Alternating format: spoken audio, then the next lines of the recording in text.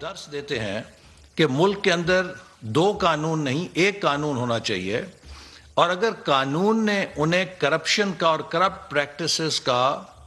قصوروار پایا ہے تو اس کا فیصلہ سڑکوں پر نہیں ہونا، اس کا فیصلہ ٹائر جلا کے نہیں ہونا، اس کا فیصلہ تشدد کے ذریعے نہیں ہونا، اس کا فیصلہ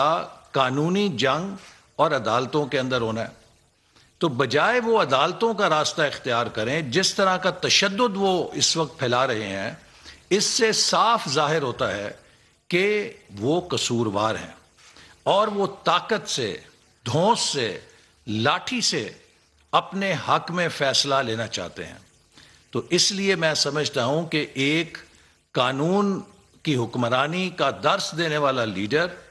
اگر قانون کی حکمرانی کے جواب میں گراؤ، جلاؤ اور تشدد کرے گا تو یہ ان کا چہرہ بھی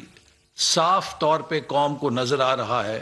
کہ جیسے خان صاحب نے کئی ماسک لگائے ہوتے ہیں، قانون کی حکمرانی کا بھی انہوں نے ماسک لگایا ہوا تھا۔ دراصل ان کے اندر ایک فیشسٹ مائنڈ ہے جو کسی آئین اور قانون کو تسلیم نہیں کرتا۔ یہ بات بھی اہم ہے، میں اہل وطن کو بتانا چاہتا ہوں کہ عمران خان صاحب کے خلاف جو فیصلہ آیا ہے وہ یونینیمس ہے، اتفاق رائے سے آیا ہے۔ اگر اس فیصلے میں سپلٹ ہوتا تو کہا جا سکتا تھا کہ اس میں کسی ابہام کی گنجائش ہے۔ یہاں پر تمام اراکین کمیشن نے اتفاق رائے کے ساتھ خان صاحب کو کرپٹ پریکٹسز کا قصوروار پایا ہے، جس کا مطلب یہ ہے کہ the matter was black and white۔ اس کے اندر کوئی گرے کا شیڈ نہیں تھا جس میں کوئی ابہام ہو۔ لہذا یہ پاکستان کی تاریخ میں پہلی دفعہ ہوا ہے کہ کسی وزیر اعظم کو کرپٹ پریکٹس کے اوپر نااہل کیا گیا ہے۔ یوسف رضا گیلانی صاحب کی جب نااہلی ہوئی تو اس کی وجہ یہ تھی کہ انہوں نے ایک خط نہیں لکھا تھا جس کا حکم سپریم کورٹ نے دیا، اور سپریم کورٹ کی حکم عزولی کے جرم میں انہیں سپریم کورٹ نے نااہل قرار دیا۔ نواز شریف صاحب کے خلاف پاناما کا مقدمہ پیش ہوا اور جے آئی ٹی بنی، پلندے پیش کیے گئے، لیکن کسی قسم کا کوئی کرپشن کا ایویڈنس سامنے نہیں آ سکا۔ لہٰذا انہیں نااہل پاناما میں نہیں کیا گیا، انہیں نااہل اپنے بیٹے سے 10,000 درہم کی تنخواہ وصول نہ کرنے کے جرم میں نااہل کر دیا گیا۔ عمران خان صاحب کے خلاف اول تو نااہلی تبھی ہو جانی چاہیے تھی اگر یوسف رضا گیلانی کیس کو بنیاد بنایا جاتا، جب انہوں نے 7 مہینے تک سپریم کورٹ کے پنجاب بلدیاتی اداروں کے فیصلے کو عمل درآمد نہیں ہونے دیا اور سپریم کورٹ کی حکم عزولی کی۔ 7 مہینے تک وہ منہ چڑھاتے رہے سپریم کورٹ کا، لیکن وہ بہرحال طاقتور تھے شاید تمام اداروں سے۔ آج ان کی نااہلی سپریم کورٹ کا حکم نہ ماننے کے جرم میں نہیں ہوئی، آج ان کی نااہلی اپنے بیٹے کی کمپنی سے تنخواہ وصول نہ کرنے کے جرم میں نہیں ہوئی، ان کی نااہلی کرپٹ پریکٹس کے جرم میں ہوئی ہے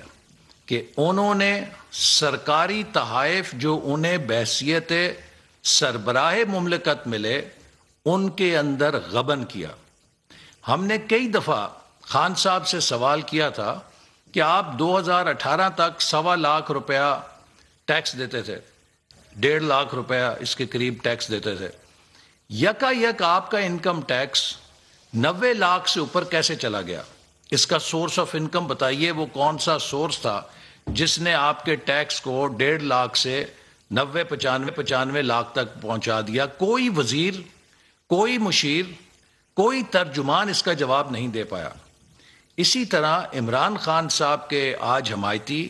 اور ترجمان کہہ رہے ہیں کہ عمران خان ان کی ریڈ لائن ہے۔ تو میں پی ٹی آئی کے لوگوں کو جو سینسبل ہیں، جن میں سوچ سمجھ کی گنجائش ہے، انہیں یہ عرض کرنا چاہتا ہوں کہ کیا آپ نے عمران خان کا اور پی ٹی آئی کا ساتھ اس ملک میں انصاف کی بالادستی کے لیے دیا تھا یا کسی ایک شخص کی شخصی حکمرانی کے لیے دیا تھا؟ اگر آپ ایک نظریے کی بنیاد کے اوپر عمران خان اور تحریک انصاف کے ساتھ جڑے تھے تو آپ کو ٹھنڈے دل اور دماغ کے ساتھ سوچنا چاہیے کہ اگر ایک نئے پاکستان کا نعرہ دے کے آپ سے ایک شخص نے دھوکہ کیا ہے اور اس نے پاکستان کے عوام کے خیرات اور چندوں کے ساتھ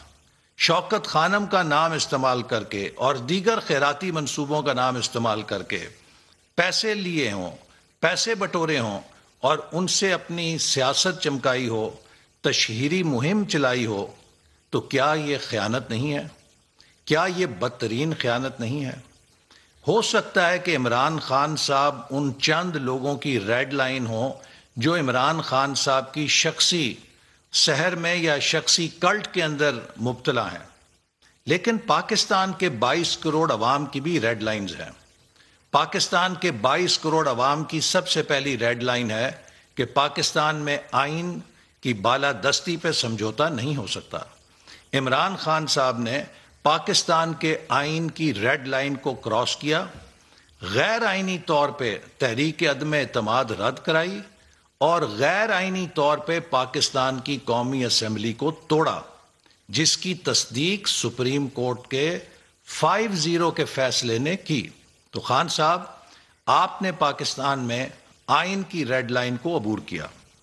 اسی طرح آپ نے پاکستان میں سپریم کورٹ کے فیصلوں پر عمل درآمد نہ کر کے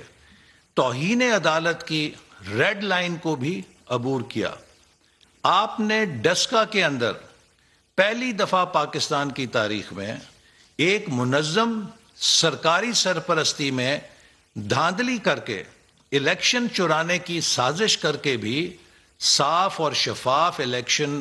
کی ریڈ لائن کو کراس کیا اور دھاندلی اور ریگنگ کے جرم میں خود کو اور اپنی حکومت کو ملوث کیا۔ اسی طرح خان صاحب، اس ملک کے آئین اور قانون میں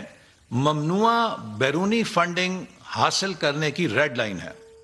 آپ نے نہ صرف یہ کہ ممنوع ذرائع سے،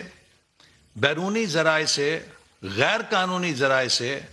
اپنی پارٹی کے لیے فنڈنگ حاصل کی، آپ کو بتائیں کہ وفاقی وزیر منصوبہ بندی و ترقی احسن اقبال اس وقت نیوز کانفرنس کر رہے ہیں، جس میں ان کا کہنا ہے کہ عمران خان کو کرپٹ پریکٹسز پر نہ